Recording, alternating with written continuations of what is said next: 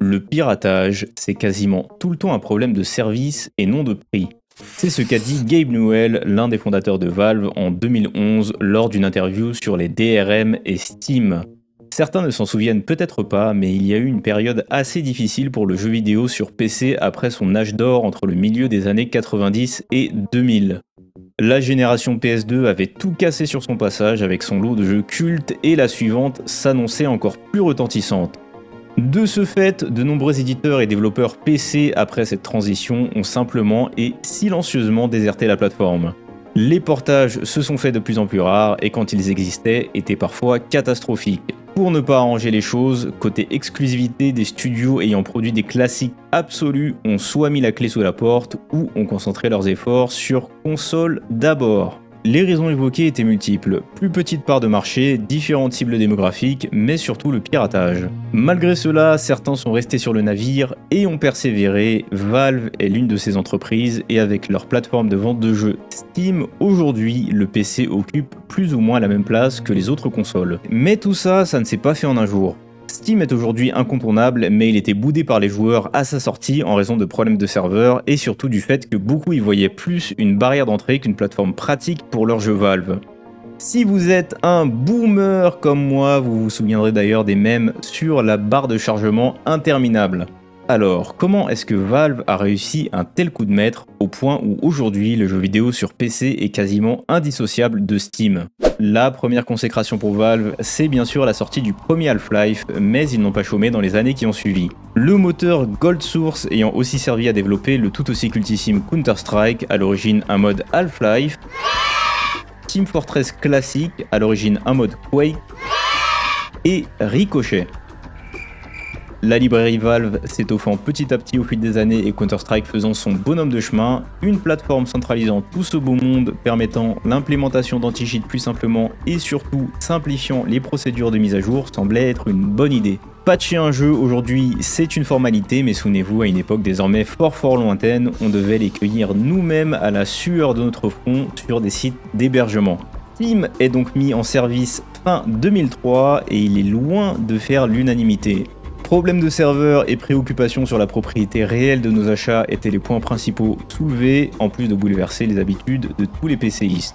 Environ un an plus tard, c'est la sortie d'Half-Life 2 sur le tout nouveau moteur propriétaire de Valve, Source.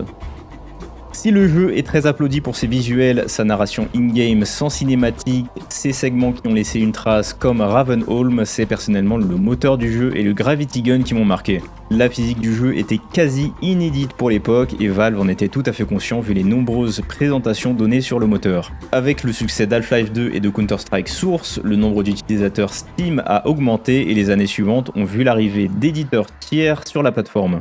Elle n'était toujours pas parfaite et de plus, des arguments chocs comme les soldes de Steam n'avaient pas encore vu le jour, mais le côté pratique prenait petit à petit du terrain pour les joueurs PC. À cette époque, les rayons de jeux PC dans les magasins se faisaient de plus en plus rachitiques. De l'autre côté, le marché de l'occasion de ces jeux sur les nouvelles sorties n'existait quasiment pas en raison de clés CD et d'autres DRM intrusifs. Les éditeurs de leur côté devaient composer avec le piratage ou des manières de proposer des versions à jour aux acheteurs. En 2007, Valve balance une bombe nucléaire. Le même jour sort Half-Life 2 épisode 2, Portal et Team Fortress 2. Pour couronner le tout, une compilation nommée The Orange Box, vendue pour 50€ en format physique et dématérialisé, rassemble ces trois jeux ainsi que Half-Life 2 et Half-Life 2 épisode 1 en bonus.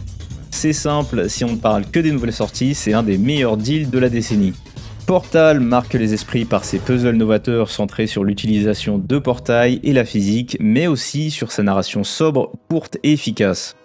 Si vous avez joué à cette époque, vous avez obligatoirement entendu le générique de fin Still Alive ou eu sous les yeux les centaines de mèmes et références à The Cake is a Lie. I'm making a note here, huge success. Difficile de parler de Team Fortress 2 en étant concis, tant le jeu a évolué au fil des années. C'est la suite de Team Fortress Classic, un FPS basé sur un système de classes. Si on garde effectivement le concept de base, esthétiquement on est très loin du jeu précédent avec des personnages aux proportions très cartoonesques et un univers un peu alternatif des années 60-70. Le jeu a innové sur plusieurs points. Premièrement, les différences entre les classes étaient désormais très marquées, hitbox, vitesse de déplacement, point de vie, mais aussi personnalité. Valve a d'ailleurs clairement appuyé sur ce point dans le marketing du jeu avec les fameuses vidéos Meet the Class où ils pouvaient flexer leur technologie d'animation faciale développée spécialement pour Half-Life 2. Cette vie insufflée au personnage, vous pouvez la voir un peu comme la première pierre à l'édifice des hero shooters que l'on connaît aujourd'hui, là où avant les FPS multi A-class nous mettaient dans la peau de soldats interchangeables à l'exception de leur pactage de combat. L'autre point qui a fait le succès de Team Fortress 2, c'est que à l'exception de MMO, il a fini par être l'un des premiers gros jeux services à l'occidental. Comme je vous l'ai mentionné, le jeu est sorti en 2017 avec son lot de modes de jeu et de cartes. Moins d'un an plus tard sortait une nouvelle mise à jour, rajoutant des nouveaux équipements pour le médecin et un mode payload avec sa carte associée. Suivant cette lancée, dans les années qui ont suivi, du contenu a régulièrement été ajouté complètement gratuitement, centré au début sur les classes, rajoutant armes, cartes, mode de jeu et fonctionnalités. C'est difficile de représenter aujourd'hui à quel point ces mises à jour étaient attendues par la communauté. Les mains de telle ou telle classe attendaient bien sûr chacun leur tour avec impatience pour de nouveaux jouets et équilibrage, mais Valve a su en faire de véritables événements avec du teasing sur plusieurs jours et des nouvelles cinématiques Meet the. La plus mémorable et ma préférée reste je pense Meet the Spy pour la mise à jour commune à l'espion et au sniper. What are you, president of his fan club? No. That would be your mother. What the? Wait, Indeed. And now he's here to us. So listen up, boy.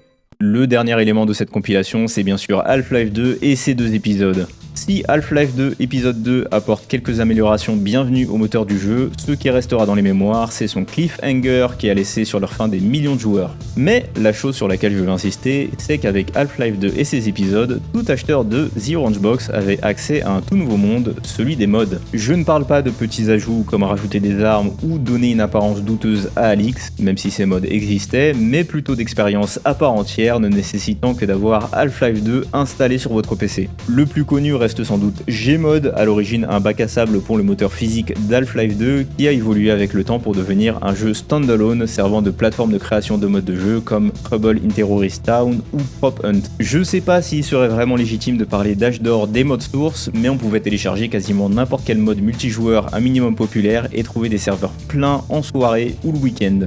Pour ne citer que quelques exemples de ceux qui m'ont marqué, Empires, une fusion entre Battlefield et un jeu de stratégie où le commandant de l'équipe pouvait construire une base entière, The Hidden, du PvP asymétrique avec un monstre invisible et très agile à la Predator contre une équipe de soldats.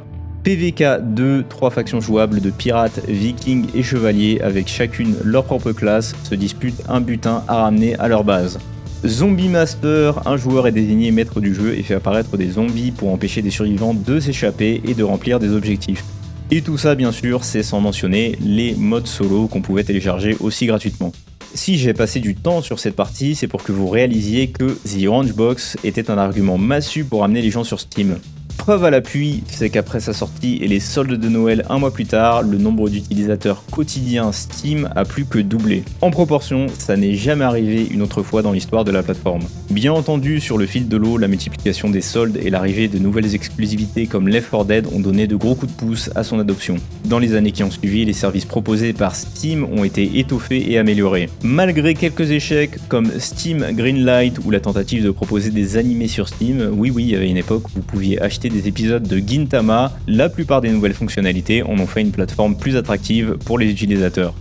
Les pages de la communauté, les tests utilisateurs, la possibilité de prendre des screenshots ou vidéos, le support pour le modding et bien d'autres. Des nouvelles fonctionnalités sont régulièrement à l'étude, vous en avez un aperçu avec Steam Labs et des outils comme la recommandation de jeux interactifs.